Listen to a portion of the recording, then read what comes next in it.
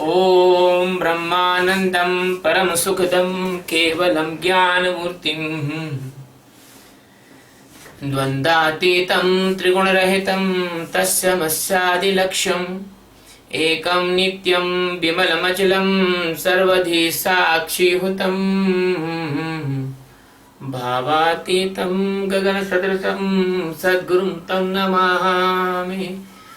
ओम गुरु ब्रह्मा गुरु विष्णु गुरुदेवो महेश्वरः गुरु साक्षात् परब्रह्मः तस्मै श्री गुरुवे नमः।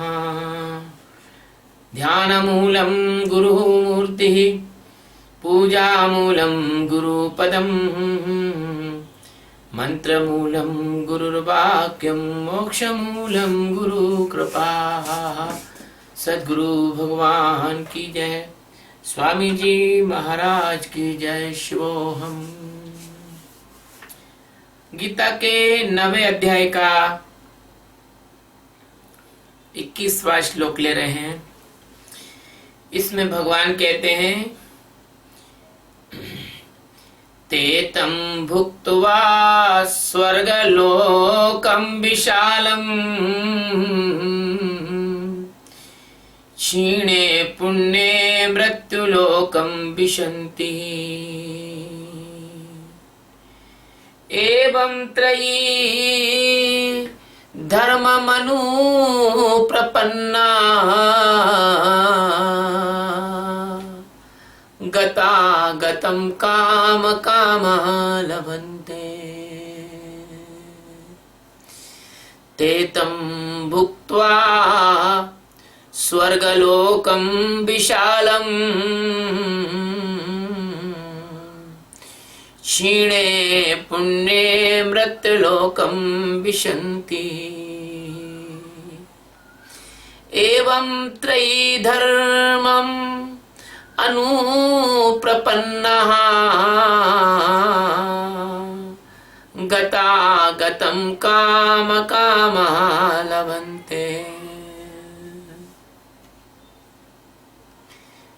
ते का मतलब होता है बे, तम यानी उस, विशालम यानी विशाल, स्वर्गलोकम यानी स्वर्गलोकों को, भुक्त्वा यानी भोग कर, पुण्य यानी पुण्य, क्षीण यानी क्षीण होने पर, मृत्युलोकम यानी मृत्युलोक को, विशंति यानी प्राप्त होते हैं।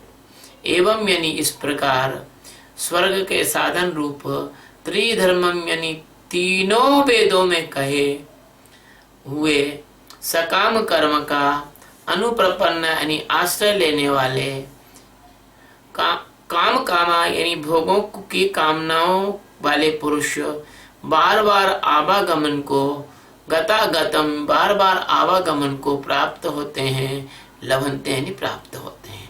अर्थात पुण्य के प्रभाव से स्वर्ग जाते हैं और पुण्य क्षीण हो जाने पर मृत्यु लोक में आ जाते हैं। ये इसके शब्दार्थ हैं और पूर्णार्थ इसका यह है कि वे उस विशाल स्वर्गलोक को भोग कर पुण्य क्षीण होने पर मृत्यु लोक को प्राप्त होते हैं। इस प्रकार स्वर्ग के साधन रूप तीनों वेदों में कहे गए सकाम कर्मों को का आश्रय लेने वाले और भोगों की कामना से पुरुष बार बार आवागमन को प्राप्त होते हैं। अर्थात पुण्य के प्रभाव से स्वर्ग में जाते हैं और पुण्य के क्षीण होने पर मृत्यु लोक में आ जाते हैं। सतगुरु सच्चिदानंद परमात्मा अनंत अनंत कोटि ब्रह्मांडों के एकमात्र मालिक और अनंत अनंत कोटि आकाश गंगाओं के एकमात्र मालिक भगवान इस स्वर्ग की नश्वरता के बारे में अर्जुन को बता रहे हैं कि अर्जुन, तुम इन स्वर्ग की प्राप्ति कराने वाले पुरोहितों के चक्कर में मत पड़ो, क्योंकि जो स्वर्ग की प्राप्ति के लिए जो तीनों वेदों में कहे गए सकाम कर्म भोग हैं, उनको कर उन वैदिक पुण्यों को करने के बाद भी व्यक्ति स्वर्ग लोक से गिरकर फिर दोबारा मृत्यु लोक में आ जाता है जब उसके पुण्य क्षय हो जाते हैं। ये एक गहरा संदेश इसमें है। ऐसा ही नहीं है जो सीधी सीधी बात यहाँ पर हो गई है। ये क्या है कि जो प्रकृति है, ये जीवन है, ये कर्मों का एक चक्र है। जो आदमी कर्ता पने में जीता है वो कल्पना का जो चक्र है उस पर हावी हो जाता है। और ये जो कर्तापन है यह जीव की दुर्गति है। इस दुर्गति में कुछ भी अच्छा नहीं होता। अपने को लगता है कि अच्छा है, लेकिन वो अच्छा होता नहीं है। अपने को ऐसा होता है कि राहत मिल जाती है थोड़ी बहुत, तो अपन सोचते हैं कि ये बड़ा अच्छा है ना। तो कुछ अच्छा अच्छा भोग कर इस विशाल जीवन चक्र में जब उन कर्मों का क्षय हो जाता है, यानी वो समय निकल जाता है कि जब हमें राहत का समय निकल जाता है, तब हम फिर कष्ट के समय में चले जाते हैं। और चूंकि हम करता हैं, इसलिए कष्ट को भी हमें सहन करना है और राहत को भी हमें को सहन करना है। हम पुण्य और पाप दोनों से दूर नहीं हट पाते, इसलिए हम ऐसी हमारी स्थिति हो जाती है कि कल्लू मटल्लू कहाँ गए थे, बोले एक बुद्धू की डलिया में सो रहे थे और बुद्धू ने गुड़ दिया, हंस रहे थे ना, बुद्धू ने लात दी तो रो रहे थे। तो कहने का मतलब है कि थोड़ा सा गुड़ मिल जाता है तो हंसने लग जाते हो, थोड़ी सी लात पड़ जाती है तो रोने लग जाते हो।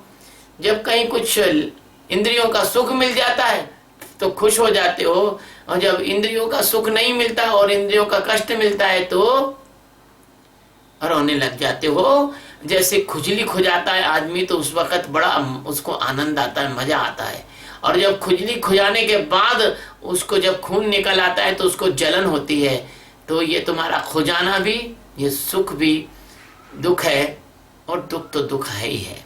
तो इस प्रकार से जो तीनों वेदों में बताए गए जो पुण्य कर्म है, कर्म कांड है, इनके द्वारा तुमने जो भी कुछ अर्जित किया है, उस अर्जित को कि एक भ्रांति तुम्हारे अंतःकरण में, तुम्हारे अंदर प्रवेश कर जाती है। और उस भ्रांति वश तुम ये सोचते हो कि हम तो स्वर्ग में आ गए हैं। तुम हो वहीं, पर स्वर्ग में सोचते हो। जैसे गधा रहता है, गधे को बांधने की कोई आवश्यकता नहीं रहती। शाम को गधे का मालिक गधे के पास जाता है जहां वो खड़ा रहता है रात भर, वहां धीरे से उसके अगले पैर में हाथ घुमाता है। गधा समझता है कि मुझे बांध दिया, और रात भर गधा वहीं खड़ा रहता है। इसी तरह से माया ने तुम्हें बांधा नहीं है, माया ने तुम्हें एक भ्रांति की है, कर्तापने की भ्रांति की है, और तुम उस भ्रांति के कारण इस माया में बंधे हो। आप बंधायो आप में, फंसो आप में आप, और जिसको तू ढूंढत फिरे सो तू आपको आप।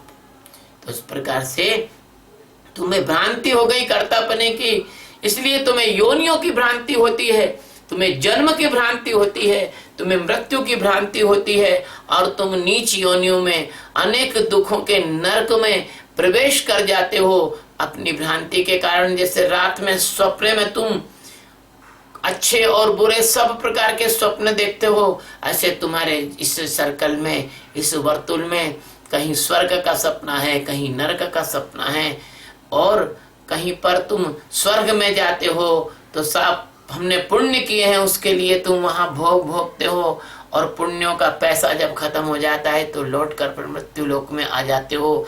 ऐसे ही भ्रांति का कोई भी सिद्धांत नहीं है, ये फितूर है।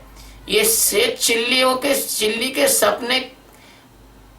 सपनों को इसने गढ़ा है शेख चिल्ली ने, ये मन रूपी शेख चिल्ली ने। ये जो नींद है अज्ञान की, इस अज्ञान की नींद में ये लोकांतरों के सपने हैं, इनकी कोई सीमा नहीं है। इन कल्पनाओं के मार्ग में कभी कोई मुक्ति का पड़ाव नहीं है।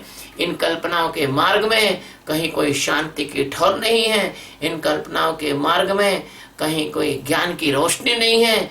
इसमें बस बेहोशी का अंधेरा है, और इन कामनाओं की चुभते हुए कांटों के रास्ते पर तुम पैर रखते हुए निकलते हो, तुम लहूलुहान हो जाते हो।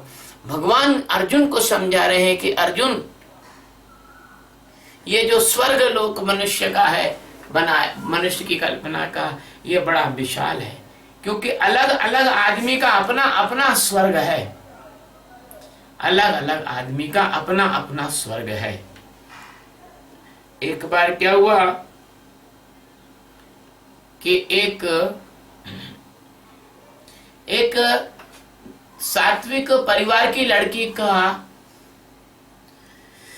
एक राक्षसी परिवार के लड़के से प्रेम हो गया और सात्विक परिवार की लड़की उस राक्षसी परिवार के लड़के के साथ इतनी ज्यादा जुड़ गई, जो नहीं होना था उनके बीच में हो गया, और वो लड़की उसके साथ जाना चाहती थी और घर वाले उसको समझा रहे पर वो मानने को तैयार नहीं। तो उस लड़की को पुलिस थाने के एक थानेदार साहब थे, उसके पास ले गए। थानेदार साहब ने कहा कि नहीं, आप लोग जो है ना ऐसा करिए, इस लड़की के हाथ का बना मैं एक दिन भोजन, एक सटा में भोजन करूंगा और भोजन करने के बाद में इस लड़की को उस लड़के के पास भेज देना। ठीक है। सब लोग बैठ गए। थानेदार साहब ने अपने नौकर को आज्ञा दी, नौकर भोजन बनाने का सामान लाया।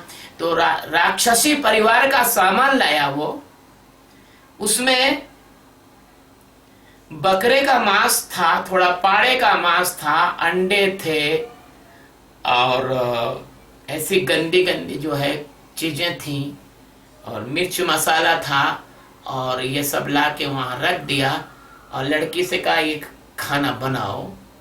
लड़की ने जैसे ही देखा, सात्विक परिवार की लड़की ने, तो उसको उल्टी होने लगी। तो थानेदार साहब ने कहा बेटा तू एक दिन ये खाना नहीं बना सकती, भोजन नहीं बना सकती, तुझे जीवन भर यही बनाना है और यही तुझे खाना है, तेरी औलादों को भी खाना है।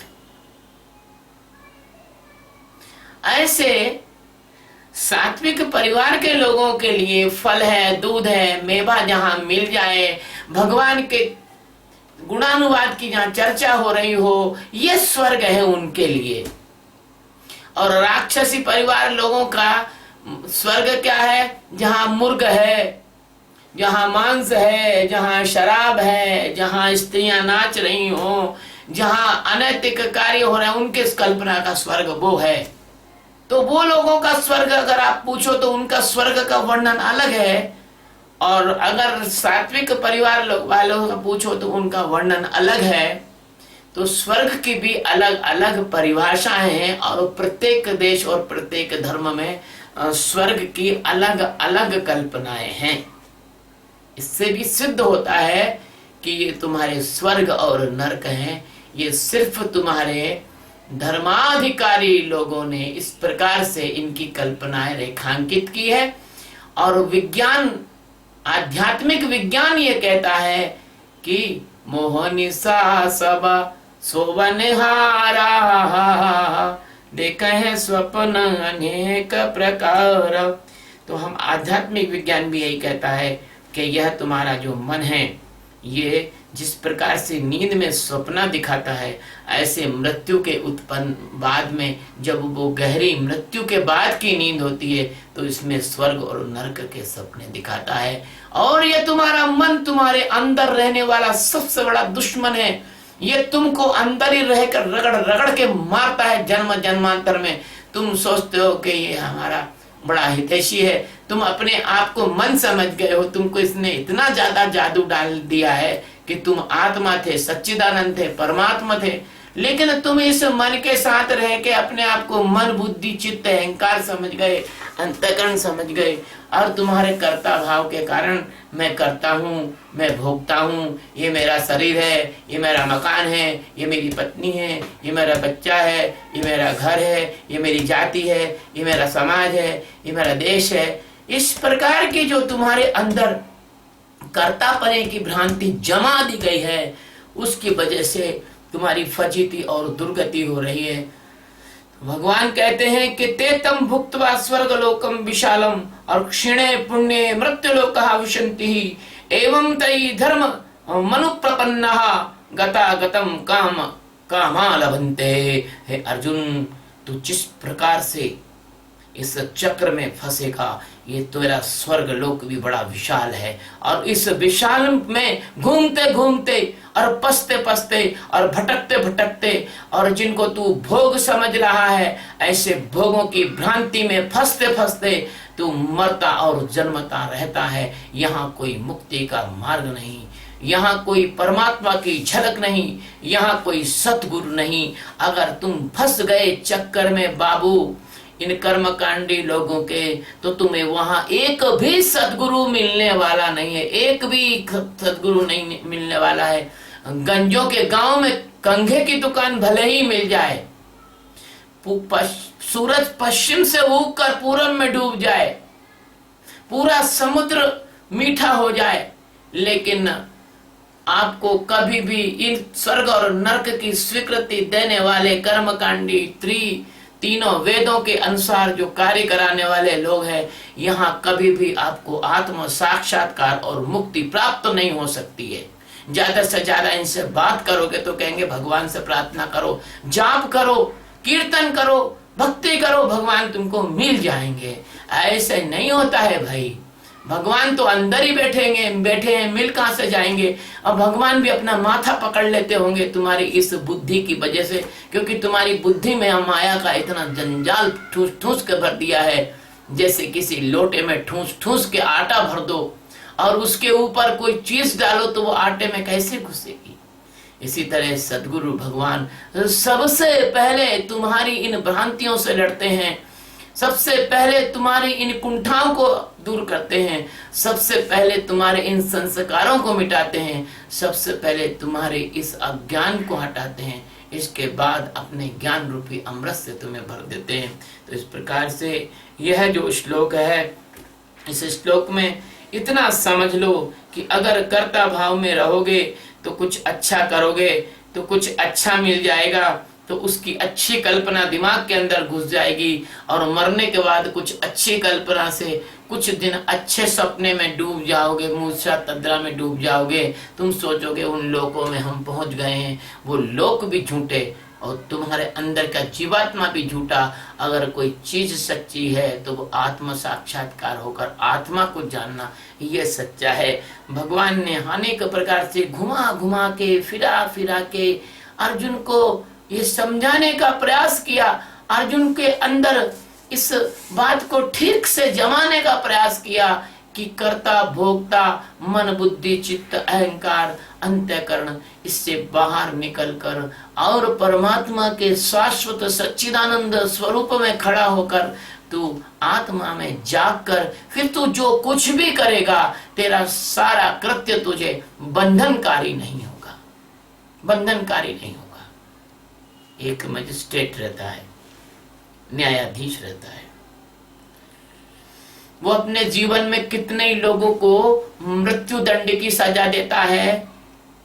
उसके हस्ताक्षर से व्यक्ति को फांसी पर टांग दिया जाता है। क्या वो मजिस्ट्रेट पापी हो गया? क्या उस मजिस्ट्रेट को पापी कहेंगे? हवा चलती है, सुनामी चलती है, तूफान आते हैं, बाढ़ आती है, हजारों ढोर ढंगर मर जाते हैं, हजारों मनुष्य मर जाते हैं। अभी नेपाल में भूकंप आया, हजारों लोग मर गए। क्या पृथ्वी पापनी हो गई? क्या भूकंप पापी हो गया? किस कोर्ट में आप भूकंप की ट्रायल कराओगे? इसलिए जब तुम प्रकृति को दोष देकर और प्रकृति को दंडित नहीं कर सकते तो प्रकृति को तुम कर्ता पाने में नहीं रखते हो। अरे भैया क्या करें, वो तो हो गया, भूकंप आ गया, है ना। तो फिर तुम परमात्मा में जो जागा हुआ ज्ञानी है वो तो प्रकृति से सैकड़ों गुना ऊपर है, उसको कर्ता पाने में कैसे लाओगे? उसको पुण्य और पाप में कैसे बांधोगे? उसको स्वर्ग और नरक में कैसे ढकोलोगे? इसलिए भगवान का कहना है कि जो आत्मा में जाग गया वो माया के बंधन से मुक्त हो गया, सदा सदा के लिए पार हो गया। मैं यहाँ पर आपको माया के बंधन से पार कराने के लिए, मैं आपको यहाँ मुक्त कराने के लिए, मैं आपकी आत्मा को परमात्मा में सदा के लिए लीन कराने के लिए, मैं आपको फिर जन्म मरण के चक्कर से छुड़ाने के लिए इन प्रवचनों को दे रहा हूँ। ये प्रवचन YouTube पर अपलोड किए जाएंगे। आप में से जो व्यक्ति भगवान से प्रेम करते हो, इस सत्य ज्ञान के पिपासु हो, इन प्रवचनों को आप स्वयं भी सुने, अन्य लोगों को भी सुनाए, मित्रों को, संबंधियों को और आपके रिश्तेदारों को। हो सकता है इन प्रवचनों के माध्यम से किसी की आंख खुल जाए, कोई मेरे पास इस मुक्ति के ध्यान को सीखने आ जाए। मैं आपका बहुत आभारी रहूँगा। शिवम शिवम।